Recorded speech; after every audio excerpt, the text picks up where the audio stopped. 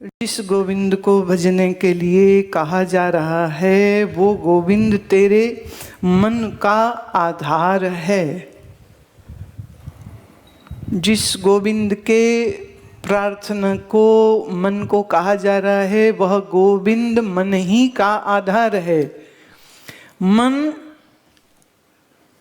मन बुद्धि का ही आधार है या कहें हम कारण शरीर का भी आधार। और मन बुद्धि और कारण शरीर खाली स्थूल एक व्यष्टि का ही आधार है या समष्टि का आधार? ऐसा तो नहीं है। वो गोविंद है तो गोविंद माने चैतन्य, और चैतन्य अर्थ जो सर्वव्यापक अर्थ, मन, हर मन का आधार वही है। मन व्यष्टि में कहेंगे, समष्टि में उसी को माया कहेंगे।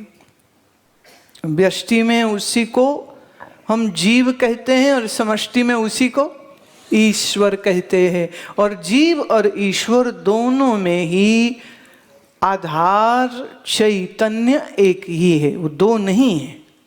Now let's understand this. एक 0 वाट का बल्ब है और एक, सोचिए, कल्पना लगाइए तो 10,000 पावर का कोई वाट बल्ब हो तो मैंने just an imaginary thing, it can be 1 lakh, it can be 1 million wattage, होता नहीं है, जस्ट हाइपोथेटिकली कल्पना से। सपोज एक 0 वाट के बल्ब में भी पर वही बिजली है जो 10,000 वाट वाले बल्ब, उसमें कोई फर्क नहीं। इसीलिए कृष्ण बार बार अर्जुन को कहते हैं तुम और मैं एक ही हैं,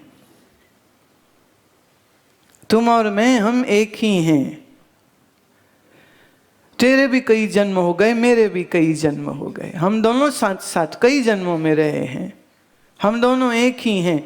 पर मन की दृष्टि से भेद है, इस बात को समझ लेना। जब हम ये कहते हैं आत्मा ही ब्रह्म है तो हम ये नहीं कह रहे हैं कि जीव ब्रह्म है, ये याद रखना।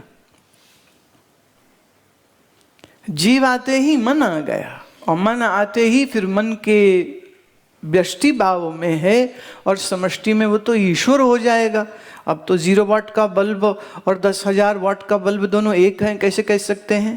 पर कब हम एक कह रहे हैं और कब हम एक नहीं है कह रहे हैं, ये फर्क बहुत लोगों को मालूम नहीं है। कई लोग चिढ़ते हैं इस बात से, हम परमात्मा कैसे हो सकते हैं? अरे बुद्धू, हम मन की बात तो कर ही नहीं रहे, शरीर की बात तो कर ही नहीं रहे, बुद्धि की बात तो कर ही नहीं रही। तुम्हारी बुद्धि में तो इतनी अकल नहीं, 4 बच्चों को ठीक से पाल लो, तुम्हारे बच्चों की हालत तो देखो जरा क्या हो रखी। क्या बुद्धि? कल ही हमने ये बात तय करी है प्रमाण सहित कि बुद्धि कुछ भी नहीं जानती, सिर्फ जानने का अभिमान करती है। जानते कुछ नहीं, ये शरीर मेरा है बस इतना बोल दे तो इसके अंदर क्या है कुछ पता ही नहीं।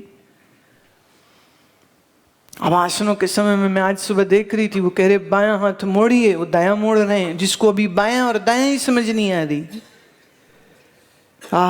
ऐसी बुद्धि को हम व्यष्टि समष्टि समझाने लगेंगे तो बस जैसी आराम है। फिर तो हाथ कंधे के बराबर रखो, हाथ कंधे के बराबर रखो, हाथ कंधे के बराबर रखो। अरे तेरा कंधा कहाँ है, तेरा हाथ कहाँ है, और बराबर किसको कहते हैं? अभी तो तुम्हारी बुद्धि, कईयों की बुद्धि, नॉट एवरीबॉडी बट कईयों की बुद्धि तो इतना ही नहीं पकड़ पा रही है अभी। तो कभी कभी तो मुझे लगता है कि योगाभ्यास की क्लास में सबसे पहले बायां क्या होता है और दायां क्या होता है ये बताया जाना चाहिए। ये हमारे सब टीचर बेवकूफ हैं। कहाँ गया स्वामी सत्यानंद? साक्षी चेतना तू है, तू ठीक से समझ। आगे से ना सबसे पहले सबको, जैसे वो स्कूल में नर्सरी के बच्चों को बोलते where is your nose, where is your shoulders, where is your left shoulder, no this is right, where is your left shoulder, okay, where is your hand. और हमारा सत्यानंद लगा अंग्रेजी झाड़ने, अभी अभी आया ना कनाडा से, तो अंग्रेजी निकल रही थी मुंह से, पहले वहां निकल नहीं रही थी। बोलो कैसे कराऊंगा? मैंने यही अंग्रेजी में ही कराओ तुम। अब हमारे जैसा गुरु मिल जाए तो किस्मत तो फूट गई बंदे की। बोले मुझे आती नहीं, मैं नहीं आएगी, हम बता रहे हैं कराओ तुम। तो अभी वहाँ लेफ्ट राइट सब करा के आया। तो अब टोर्सो, ये गर्दन से लेके या जहाँ से आपकी टांगे शुरू हो रही हैं, ये जो बीच का एरिया है, माने ये गर्दन से नीचे और हिप, इतने को टोर्सो बोलते हैं। आगे तो लिम्स आ गई, टांगे और इधर से बाहें और इधर सिर निकल आया। अब हम कह रहे हैं टोर्सो को सीधे रखो।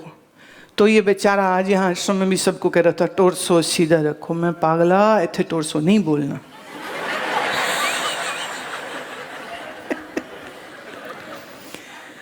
यहाँ तो बोलो शरीर सीधा रखो, या उन्हें बोलो धड़ सीधा रखो, या उन्हें बोलो छाती पेट सीधा रखो। अभी टोर्सो टोर्सो मत कर।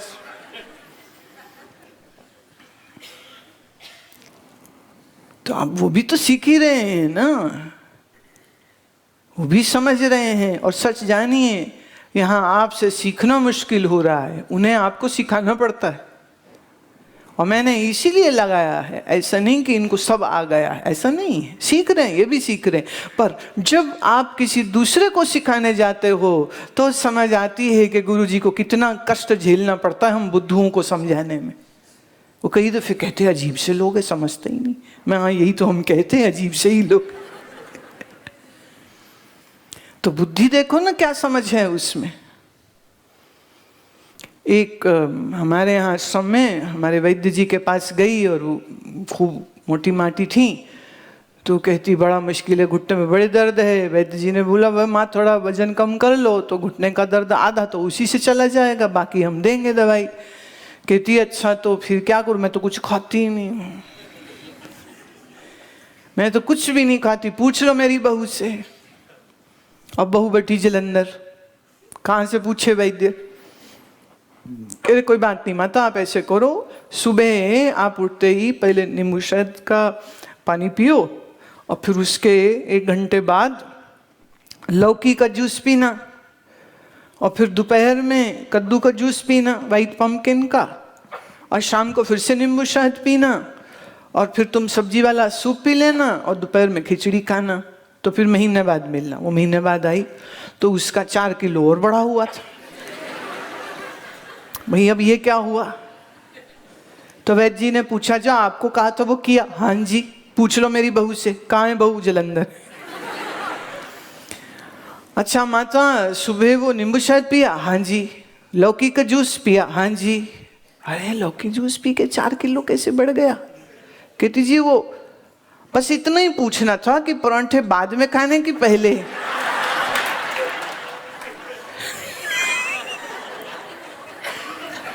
और आपने कहा था दोपहर में खिचड़ी खाओ, तो बस मैं खिचड़ी खाती थी, पहले 3 रोटियां अपनी खा लेती थी, फिर खिचड़ी खा लेती थी। वैद्य जी कहते भाई जो मैंने बोला खिचड़ी तो सिर्फ खिचड़ी खानी थी, रोटी नहीं खानी थी। जब घी का जूस बोला तो वही तेरा नाश्ता था। कहती 10 खाली पानी पिएंगे क्या? अब हम पानी तो होता है वो खाएंगे क्या? कोई बीमार हो जाए ना तो पूछते हैं अच्छा डॉक्टर साहब अब खाएंगे क्या? खाना कितना बड़ी चीज है। बीमार हो तो बेस्ट होता है कि आप फिर कुछ ना खाओ।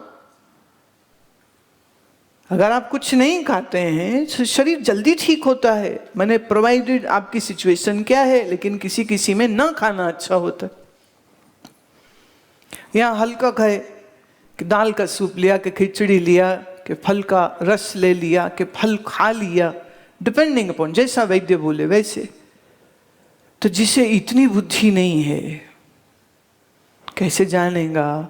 और उसको हम कहें तुम और परमात्मा एक ही हो तो वो अंदर अंदर हंसते, बताओ पता नहीं क्या बोलते हैं ये, परमात्मा और हम एक कैसे हो सकते? पर हम बुद्धि की बात नहीं कर रहे हैं, आपके मन की बात नहीं कर रहे हैं।